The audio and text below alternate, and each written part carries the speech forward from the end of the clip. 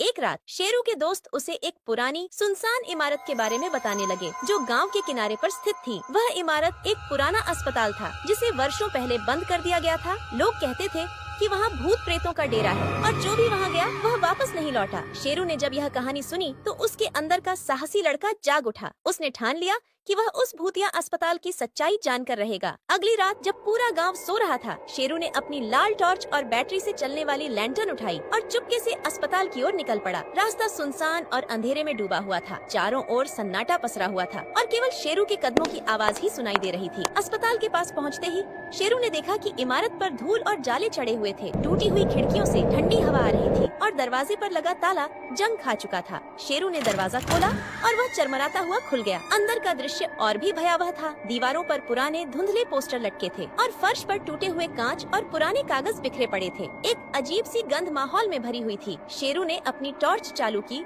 और अस्पताल की खाली गलियों में चलने लगा। चलते चलते वह एक कमरे में पहुंचा, जहां उसे कुछ अजीब सी आवाजें सुनाई देने लगी। वह धीरे धीरे उस आवाज की ओर बढ़ा। जब वह कमरे के पास पहुंचा तो उसने देखा कि एक पुरानी व्हीलचेयर अपने आप हिल रही थी, मानो कोई अदृश्य ताकत उसे चला रही हो। शेरू का दिल तेजी से धड़कने लगा, लेकिन उसने हिम्मत नहीं हारी। उसने कमरे में कदम रखा और तभी एक जोरदार आवाज के साथ कमरे का दरवाजा बंद हो गया। शेरू ने पीछे मुड़कर देखा, लेकिन वहाँ कोई नहीं था। अचानक कमरे की दीवारों पर खून से सने हाथों के निशान उभरने लगे और एक भयानक चीख पूरे कमरे में गूंज उठी। शेरू ने खुद को शांत रखने की कोशिश की और अपनी टॉर्च को दीवारों की तरफ घुमाया। तभी उसने देखा कि एक काले साए जैसी आकृति धीरे धीरे उसके पास आ रही है। वह आकृति एक पुराने डॉक्टर की वर्दी पहने हुए थी और उसके चेहरे पर एक भयानक मुस्कान थी। डॉक्टर का चेहरा बुरी तरह विकृत था और उसकी आंखें शेरू पर गड़ी थीं। डॉक्टर की आवाज गूंज उठी, तुम यहाँ क्या कर रहे हो? बच्चे, ये अस्पताल अब हमारा है और कोई जीवित व्यक्ति यहाँ नहीं आ सकता। शेरू को एहसास हुआ कि यह कोई साधारण डॉक्टर नहीं था,